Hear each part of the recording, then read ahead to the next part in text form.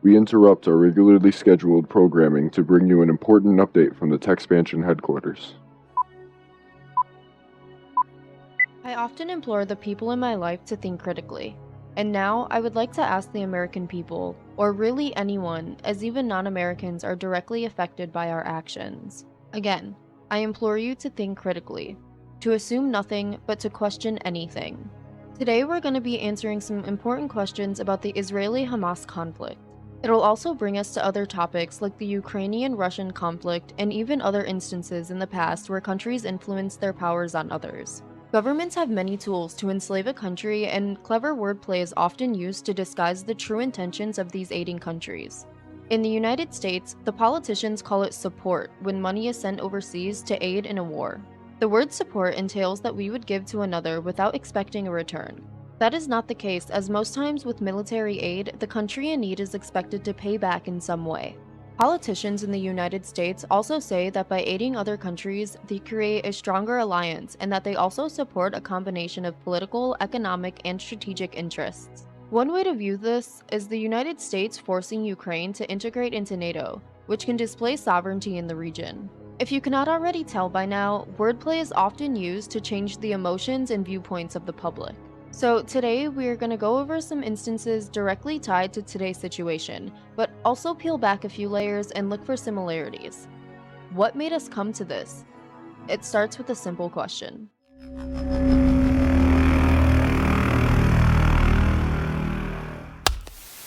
TecXpansion. How can debt be used to enslave a country receiving aid during a time of need? Debt can be used to enslave a country receiving aid in a number of ways. One way is through predatory lending practices. This is when lenders offer loans to countries with high interest rates and short repayment periods. This can lead to a cycle of debt. For example, a country might borrow $100 million from a lender. The loan might have an interest rate of 10% and a repayment period of 10 years. This means that the country would have to pay back $11 million each year just to cover the interest. If the country can't afford to pay back the interest, it will have to borrow more money to cover the interest payments.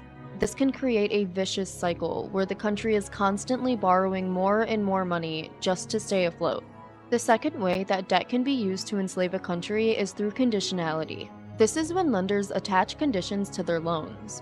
For example, a lender might require a country to implement certain economic reforms, such as privatizing state-owned assets or lowering tariffs. These conditions can be designed to benefit the lender at the expense of the country. For example, a lender might require a country to privatize its water company. This means that the company would be sold to private investors who would then be able to charge whatever they want for water.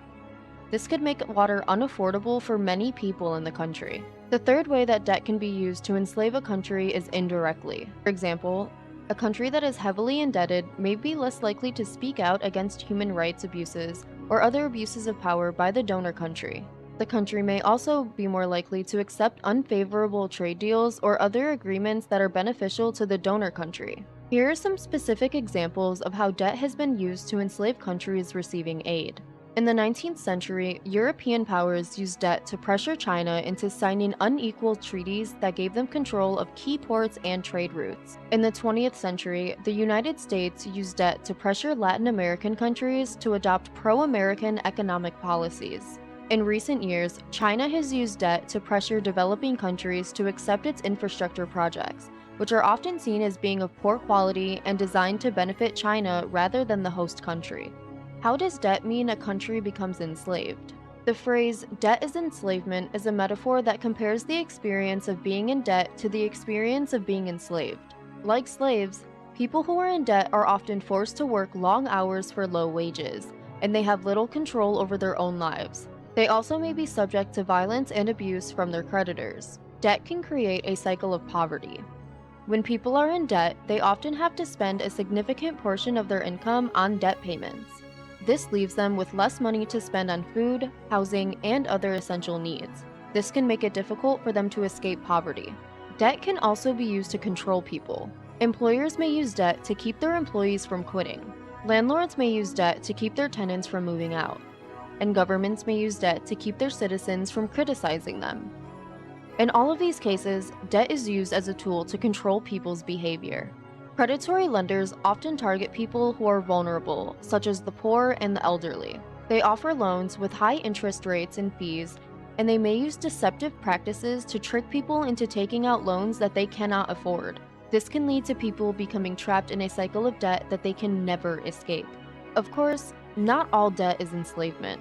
Some people are able to manage their debt responsibly and use it to improve their lives. However, for many people, debt is a burden that traps them in poverty and makes them vulnerable to exploitation. But that's too much for one video, so let's stay on track. Let's look back at some history between the Philippines and America. During the colonial period, the Philippines was a colony of the United States from 1898 to 1946. During this time, the United States exerted significant control over the country's economic, political, and social structures, and was seen as a form of economic domination. As years went on, the US influenced the Philippine economy by promoting cash crops like sugar and tobacco for export, which sometimes led to land dispossession and economic inequality. The colonial administration in the Philippines shaped its economy to serve the US. After World War II and Philippine independence, the US provided economic aid and assistance, including financial and military support. Critics argued that this aid came with conditions and influenced Philippine economic and foreign policy.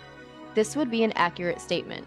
The US maintains military bases in the Philippines, which had significant economic and social impacts on local communities and was often seen as an imposition of US influence. Philippine economic ties with the US have been a part of broader global trade relations, and the US influence on international trade policies and agreements have went against the Philippines' best interests. America is no stranger to using economic enslavement on other countries.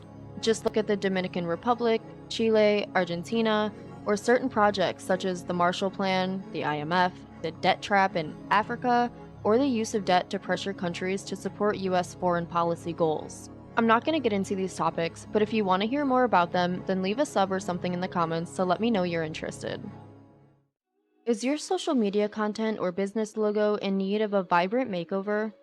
Are you on the hunt for fresh and inspiring designs that authentically represent your brand? Level up your style and get inspired with PG Designs. We specialize in crafting stunning logos, graphics, and more, all uniquely designed to suit your needs.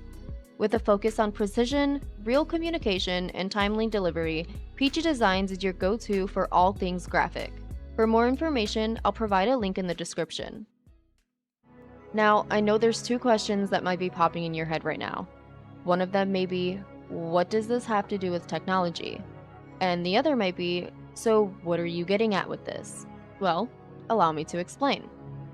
Technology has become a facet in our everyday lives, from our handheld phones to the computer I'm using to make this video, even the TV you may be watching it on. As disruption in trade continues and global tensions arise, tech takes a heavy risk. The cell phone in your hand is made from manufacturing from many different countries and states. The pieces needed to make your device are sent from many places in order to make just that one phone. Not only is it bad if one of the very core components of a phone was shipped from a country that is actively engaged in war, as we would likely lose the trade partner due to them not being able to have exports as usual, thanks to an ongoing war. But if these countries that can make other parts also get caught in the crossfire, that's a bigger issue. That alone explains the technology side of things and why this can be a big issue for not only just the political side of it, but every facet of your life. But again, what am I getting at with this? The US is known for being a consumer country. We consume the majority of products in the world. A vast majority of these products came from China. As tensions grow with China, we are trying to lose our dependence on them, as our large deficit to China technically means that we are enslaved by them. Looking at that factor, there's also been a large sentiment from investors to find a cheap manufacturing hub to import goods. Many investors have been pointing fingers to the Arab Indian territories. This body for apologizing for our support for Israel. There's no apology to be made. None. It is the best $3 billion investment we make. Were there not an Israel, the United States of America would have to invent an Israel. Looking for the tags on the items you buy will give you a clear indicator that we have shifted reliance on China and started looking at Taiwan. Looking at interviews or documentaries talking with goods importer or exporters and truck drivers gives us a good look at what each country is bringing into America. The economy is turning down, import freight from China is falling, manufacturing in the U.S. is slowing down. Okay, so I'm looking at the numbers here, so it's interesting. Exports down 9% year over year. Exports have been down year over year since April, but the exports to the U.S., they fell slightly more than the average, down almost 10%. Steel is the one outlier of this trend. We just had a report right now about possible steel tariffs. So what does that mean exactly? America is looking for a cheap and reliable country to make goods to keep servicing and distracting its people. You know it can bring down value and make things cheap? War.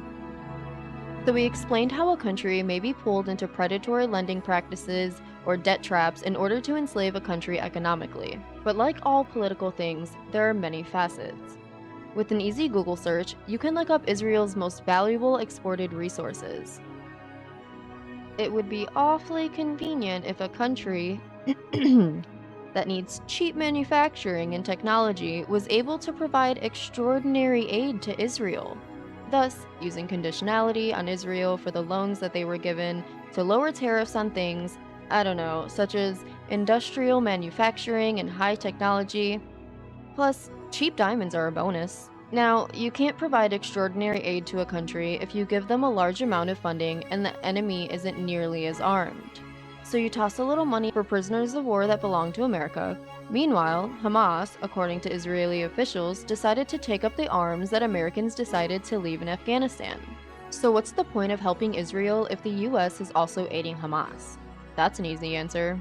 Hamas has the funding to rebound on an Israeli attack. Enough to cause damage to the Israeli country, as we have already seen. By setting a country back, you now have the grounds to offer them even more funding. This can set a country back further when placed in these disadvantageous debt traps and change the structure of their economy. For example, the US has used its military aid on Ukraine to pressure the country to adopt certain reforms and to take a tougher stance against Russia. The United States needs a new place to trap and enslave. War has always presented a prime time for the buyers, which the US is a buyer. Think of Maui. When fire destroyed all of that land, rich institutional investors were the first ones to call and buy, right? The people didn't want to give up their land, but some were so strapped for cash that they had no choice. War is exactly like that, but much more magnified. Do you understand how there can be a grand amount of opportunities that have just opened up for aiding countries? Now that we have found a motive, means, and an opportunity, think critically and ask yourself. You know the US is criminal. You know the US goes against the interests of the populace.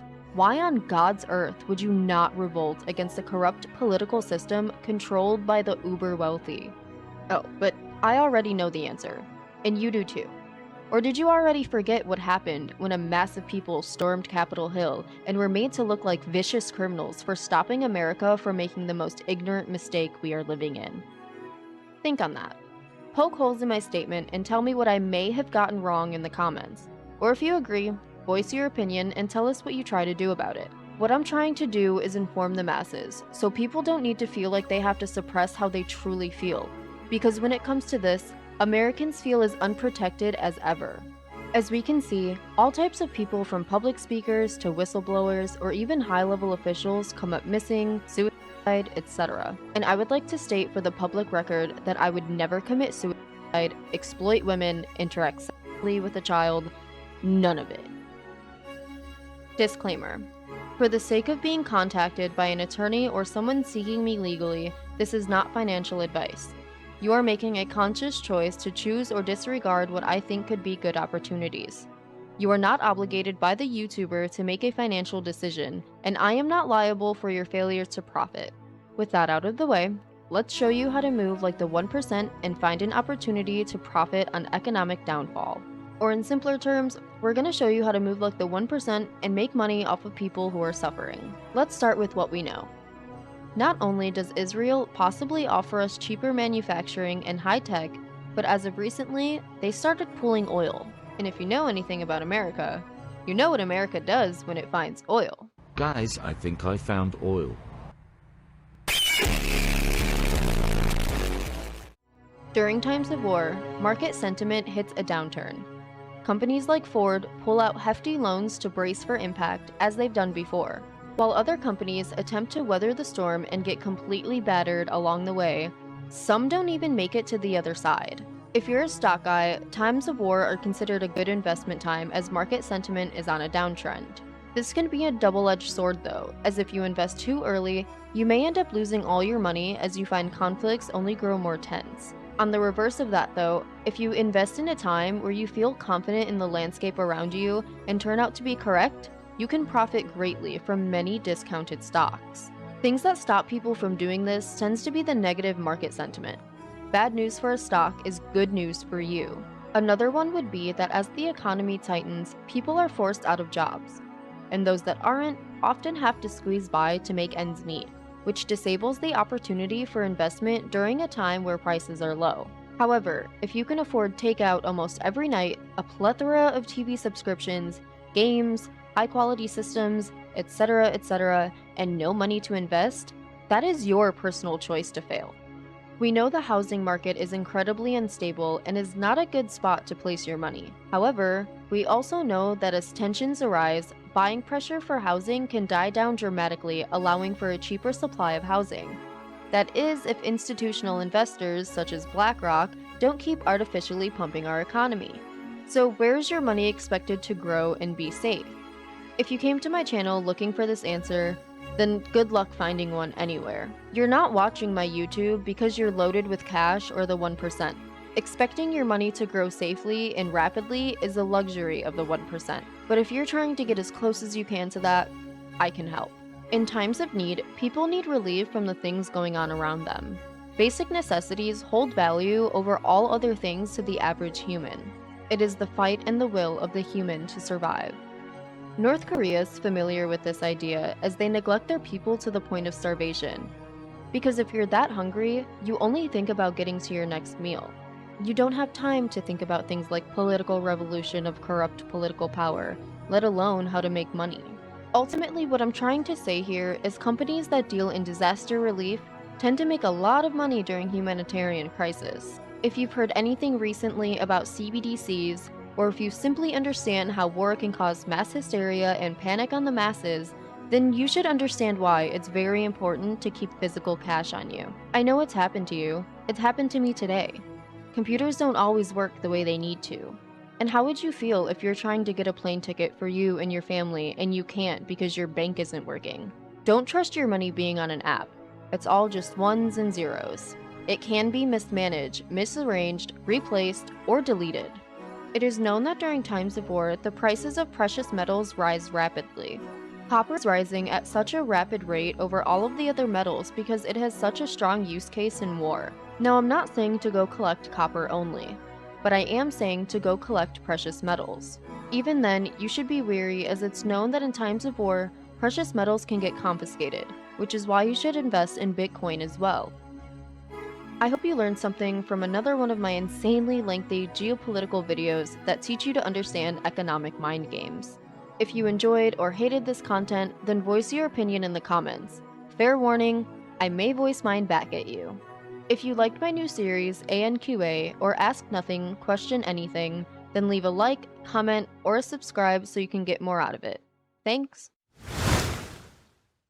TecXpansion.